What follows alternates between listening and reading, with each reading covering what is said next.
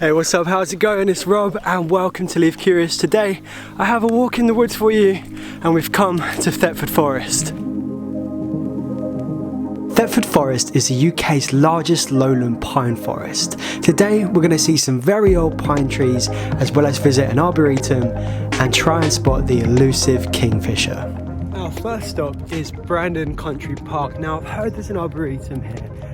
I'm not too sure what I'm finding because I've read it on the internet. I think it's just scattered trees throughout the park. Trees this way. Yeah, it's something of a tree trail. Yeah, look, a couple of spring flowers here. You'll see these everywhere now. Periwinkle. Just found tree number 5 on the trail. It's not a happy one.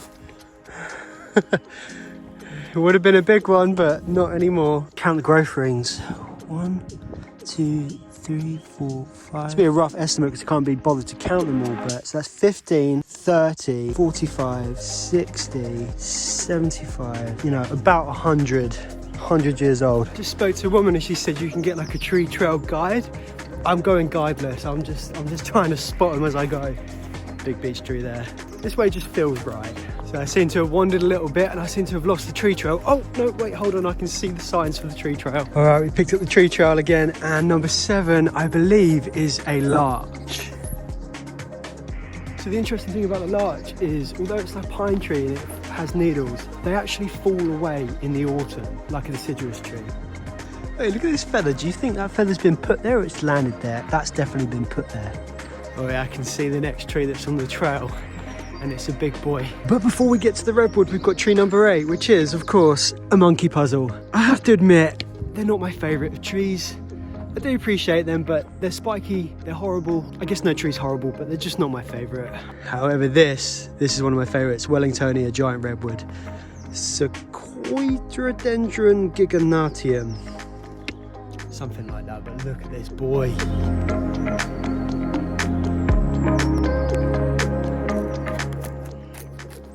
Really almost like spongy bark. They have really thick bark, spongy bark, because it's meant to withstand fires, because where they grow native in America, there's a lot of forest fires. Look at that, there's a fact for you. The tallest recorded Wellingtonia, 110 metres, bigger than Big Ben. And look, by comparison, that's the one here, and that's the tallest recorded tree. That really puts it into perspective, doesn't it? For future Leave Curious videos, we will venture to see some of the world's best trees. Okay, tree number 10 on the trail, and we've got ourselves a cedar. Now, I'm not the best with identifying cedars, but it's one of 3, and I think I'm gonna go with cedar of Lebanon, but I'm not sure. Okay, I think I found the next tree. This is my favorite tree here so far. It's a really old beech tree. Look at this guy. Look at the way those branches have grown. It's wicked. Here's the best time of year to look at the buds on the trees because they're bursting out. They look crazy. Okay, here we have tree number 14 on the trail. This looks to me like it's a sweet chestnut. I don't think it's a horse chestnut, but it's just starting to come out. The leaves are soft and it's getting these flowers. Yeah, you can just tell by the bark. It's very different to horse chestnut. Correct me if I'm wrong, but that's sweet chestnut. You know, slight confession, although I've studied arboriculture and, you know, I've made videos on how to ID trees, I'm not the best at IDing trees. It seems to be like whenever I learn one, I then forget one. Wow, tree number 17. I think this is the Montgomery pine. He's a tall boy, that's for sure. The tree trail continues. If you come to Brandon Country Park, make sure you pick up a little map, because otherwise you'll be wandering around aimlessly, wondering where all the trees are.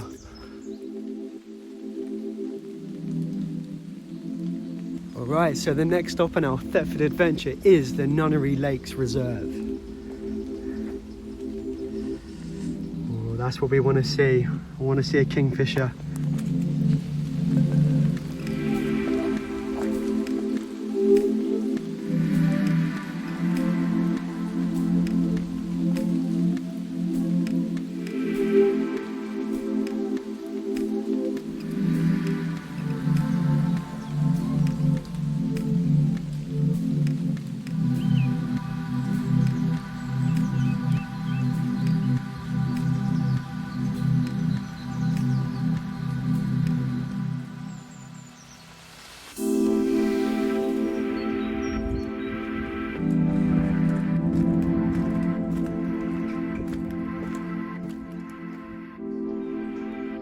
This is wet woodland, one of the most biodiverse land habitats you'll find in the UK.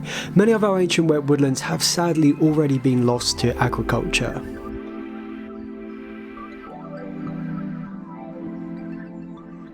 They're not particularly friendly, are they? No, they're not. They can be a bit... They nip, don't they? Just as well they don't have teeth. Yeah. Go on, go with him, because otherwise you'll get left behind. You can have to protect me. Just block him off a little bit. It's more like, don't come near me. He's not going to jump out at you, I don't think. Come on, he's right there. Go on, you can do it. You can do it. Well done, guys. That was good. They're going to come get me now. Those people were a little bit nervous around those geese there. I mean, they're not going to do anything, but it's interesting because it makes you realise just how, like, people are scared of geese. Then imagine if there was a lynx around. Like, not that you would probably see a lynx, but interestingly enough, maybe 5 or 6 years ago, there was talk about having the lynx reintroduced to Thetford Forest, but that got quickly shut down.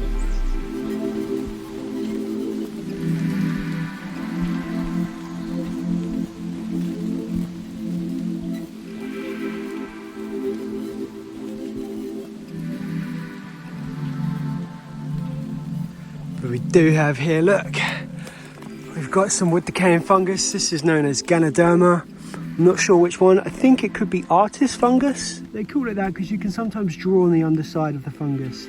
I mean, this tree is quite easily something which you could just walk by and not really second guess, but this guy is old, hundreds of years old. We might not have seen a kingfisher, but we have definitely seen some cool trees today. And that's why I'm excited about the next site that we're going to, the third and final site, because there are some very old trees there.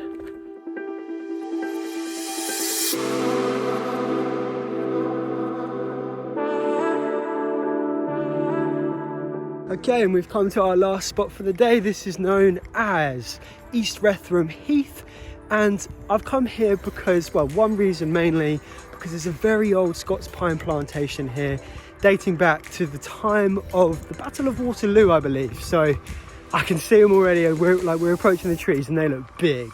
Oh yeah, look at the size of that one. And for anyone who doesn't know, I just had to look it up myself. The Battle of Waterloo was in 1815. So these trees are going to be like close to 200 years old, if not older. It seems to be the only creatures that live here are crows. Are they rooks? I think they're rooks. I think this is a rookery.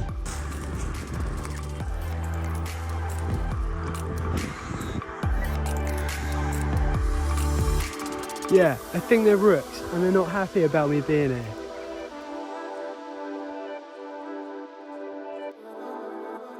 I mean, what is it that I find so fascinating about old trees? I think it's just like the texture of the wood, the colour, the age of them, the history, the gnarliness of it.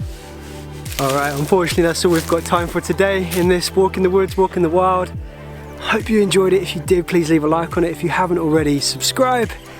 But yeah, thanks for watching. Live curious. Check it out, look, regenerating the forest. One day this Scots pine will be as big as the rest.